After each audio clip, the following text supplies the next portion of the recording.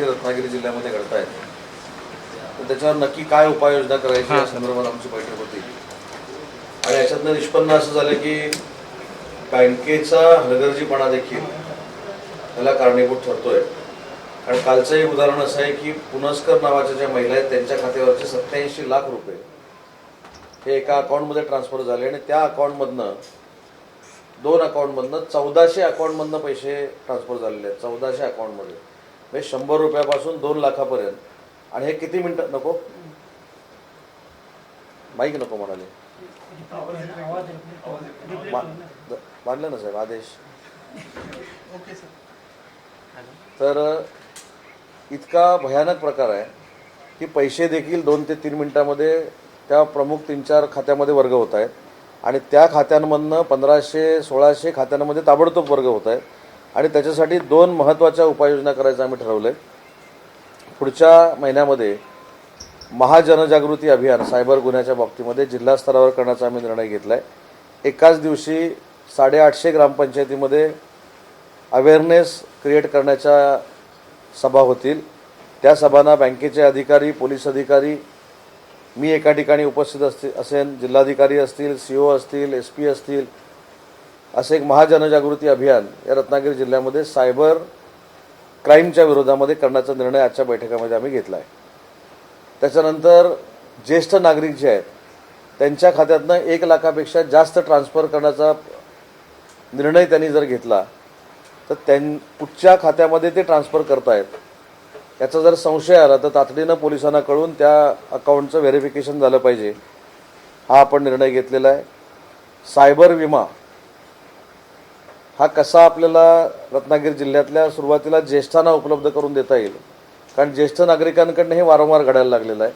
तर ज्येष्ठ नागरिकांना कशा पद्धतीनं करून देता येईल यासाठी देखील आम्ही आजच्या बैठकीमध्ये निर्णय घेतला। मालगुंड प्राणी संग्रहालय जे आहे त्याचं टेंडर फ्लॅश झालेलं आहे। पुढच्या 2 वर्षामध्ये प्राणी संग्रहालय हे लोकांसाठी खुलं होईल याचा आढावा देखील मी घेतला। भाटे सुशोभीकरणासाठी टोटल 15 कोटीचा आराखडा आहे, त्याच्यामध्ये 5 कोटी रुपये मंजूर झालेले आहेत। तो आराखडा नक्की कसा असावा आणि पहिल्या 5 कोटीची प्रायोरिटीची कामं कुठची असावी ते देखील आज आम्ही फायनल केलीत। आणि गणपतीपुळा विकास आराखड्याचा देखील आज आम्ही आढावा घेऊन तिथले रस्ते, तिथलं पाणी आणि अन्य ज्या काही बाबी आहेत 102 कोटी रुपये त्याला मंजूर झाले होते, त्यातले शिल्लक पैसे देखील राज्याचे अर्थमंत्री आणि मुख्यमंत्री देवेंद्रजींकडे प्रस्ताव पाठवण्याचा आज आम्ही निर्णय घेतला आहे। आणि त्याच्यानंतर देखील गणपतीपुळ्याला उर्वरित पैसे मिळतील आणि गणपतीपुळ्याची सगळी कामं मे 27 पर्यंत संपवण्याचा आज आम्ही बैठकीमध्ये निर्णय घेतलेला आहे। बोला काय तुम्हाला पाहिजे तर बरं। मुख्यमंत्र्यांना सांगतो की आणि उद्योगमंत्र्यांना की आपण एकत्र येऊया आणि जी कुठली MIDC आहे ती आपण नाही, त्यांनी मला एकत्र येऊया असं नाव घेतलं नव्हतं माझं, त्यांनी मुख्यमंत्र्यांना आवाहन केलं होतं। ते माझ्याबद्दल असं बोलले, ती मी सगळी क्लिप बघितली, परंतु त्याच्यानंतर त्यांना उत्तर तिथल्याच उद्योजकांनी दिलेलं आहे। तिथल्याच उद्योजकांनी त्यांना सांगितलेलं आहे की पालकमंत्र्यांनी तिथं काय केलं, उद्योगमंत्र्यांनी तिथं काय केलं, तुम्ही कशाची मागणी केली, का केली, हे सगळंच उद्योजकांनी सांगितलेलं आहे।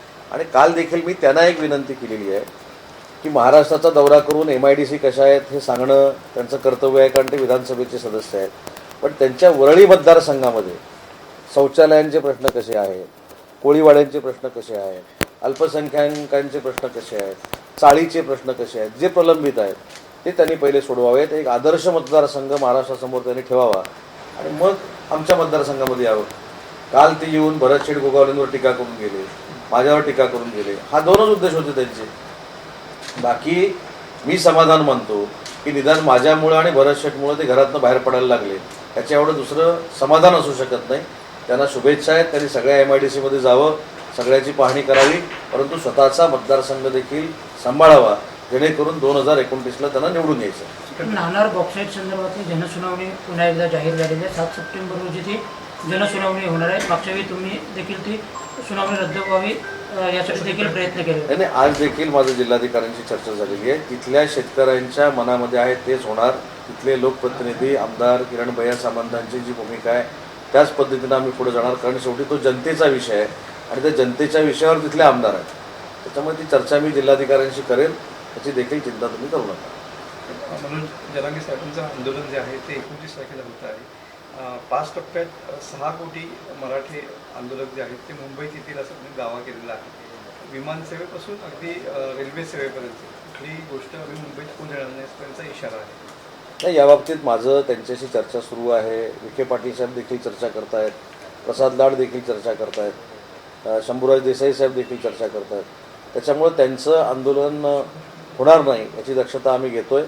त्यांनी 6 कलमी जो कार्यक्रम पाठवलेला आहे त्याच्यातली जास्तीत जास्त कामं मराठा समाजाची करण्याचा आम्ही प्रयत्न करतोय.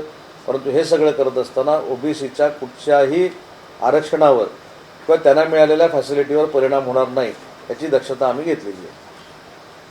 काँग्रेस नेते विजय वडेट्टीवार यांनी असा दावा केला की सुप्रिया सुळे यांच्याकडे याचं ओबीसी ओबीसी प्रमाणपत्र आहे. सर्वच मराठा नेत्यांनी ओबीसी प्रमाणपत्र घेतले आहेत असा देखील दावा त्यांनी केलेला आहे. त्यांनी दावा केला, त्यांच्याकडे पुरावा असेल ते सादर करतील, त्याच्यावर मी कशाला बोलू.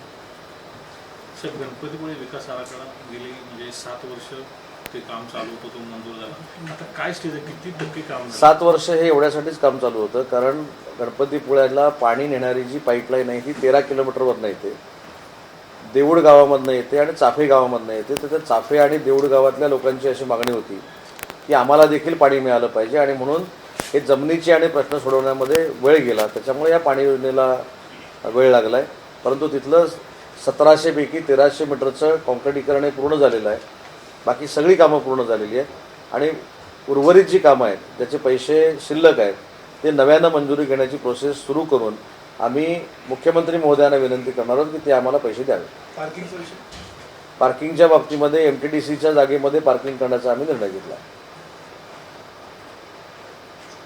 प्रकाश सुर्वेंच्या कार्यक्रमामध्ये काल मराठी प्रमाणपत्र वाटप झाले रिक्षा चालकांना. तिथे भोजपुरी आणि इतर गाणी म्हणजे मराठी सोडून इतर रिक्षा चालकांनी भोजपुरी गाणी लावली होती. नव्या राजकीय वादाला तोंड फुटलेलं. मनसे आणि उद्धव ठाकरे सेनेने आरोप केले शिंदे सेनेवर की नेमका हा प्रकार काय आहे. त्यांना आरोप करण्यापलीकडे अजून काहीच येत नाही. असं झालं काय, त्यांच्या आरोप केल्यामुळं काय प्रकाश सुर्वेंचं मताधिक्य कमी होणार नाही. प्रकाश सुर्वे आहे त्याच्यापेक्षा जास्त मताने पुन्हा निवडून येणार. तर सायबर गुन्ह्यासंदर्भात तुम्ही बोलला की त्यांना सायबर विमा देणार, म्हणजे ते काय कन्सेप्ट असणार? सायबर विमा म्हणजे अशा पद्धतीची जर घटना घडली आणि तो जर विमा असेल तर किमान 5 लाखापुरते 10 लाखापुरते पैसे त्यांना परत मिळू शकतात. विमात नाही. पण त्या अकाउंटमध्ये पैसे आहेत ना, त्याच अकाउंटची माहिती त्यांच्याकडे कशी जाते? हा प्रश्न महत्त्वाचा आहे. त्याच्यामुळं परवाच्या पुनस्कर प्रकरणाचा पूर्ण तपास पोलिसांनी करावा हे पालकमंत्री म्हणून मी निर्देश दिलेले आहेत. हाच खरा कळीचा मुद्दा आहे की माझं अकाउंट एका बँकेमध्ये 100 रुपये आहेत पण एका बँकेमध्ये 10 लाख रुपये आहेत. तर 10 लाखातले माझे पैसे जातात, 100 रुपयातले जात नाहीत. याचा अर्थ काहीतरी गडबड आहे. नेपाळमध्ये ज्या पद्धतीनं ढगफुटी झाली आणि जो संवाद झाला म्हणजे आपल्याकडचं कोणी आहे त्याची माहिती काही मिळते का किंवा नाही, आता तर इथे जिल्ह्यात मला अशी काहीच माहिती दिलेली नाही. परंतु त्याच्यामध्ये ते 130 पर्यटक आहेत त्याची माहिती आपलं जे आपत्कालीन विभाग आहे महाराष्ट्र राज्याचं त्याचे मंत्री गिरीश महाजन साहेब आहेत त्यांच्या मंत्रालयातनं ही सगळी चाचपणी सुरू आहे. तर मग आता तो प्रकाश सुर्वेंच्या कार्यक्रमाचा प्रश्न की मराठी भाषेचा प्रसार करण्याच्या दृष्टीने तो कार्यक्रम होता, म्हणजे प्रमाणपत्र वाटण्याच्या दृष्टीने, आणि भोजपुरी गाणी लावली त्याच्यामुळे तो वाद निर्माण झाला. भोजपुरी लोकांना मराठी शिकवल्याचं आपण कौतुक केलं पाहिजे. अमराठी माणसाला मराठी शिकवल्याचं आपण कौतुक केलं पाहिजे. नुसतं दादागिरी करून मराठी शिका म्हणून सांगून काहीच होत नाही. त्याच्यासाठी काही मेहनत घ्यावी लागते. ती मेहनत मराठी भाषा विभाग आणि परिवहन विभागाने घेतली आणि 1,67,000 वाहक आणि चालकांना आम्ही मराठी शिकवण्यामध्ये यशस्वी झालो. माझं म्हणणं ह्याचं खरं कौतुक झालं पाहिजे. प्रत्येक गोष्टीमध्ये राजकारण करण्यापेक्षा जे चांगलं घडलं आहे त्याचं कौतुक करण्याची दानत देखील युबीटीला असली पाहिजे.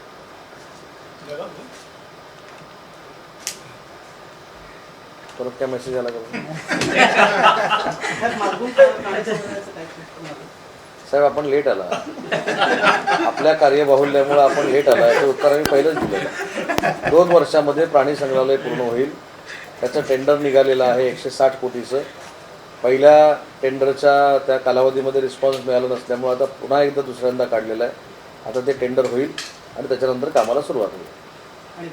त्याच्यामध्ये बर्ड पार्क, त्याच्यामध्ये स्नेक पार्क आणि 76 प्रकारचे प्राणी आपल्याला बघायला मिळतील.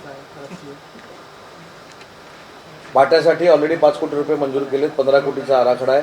तो 15 कोटीचा आराखडा पूर्ण आम्ही तयार केलेला आहे. त्याच्यातनं रत्नागिरीकरांना आणि पर्यटकांना एक अतिशय चांगलं भाटे बघायला मिळेल. चला, धन्यवाद.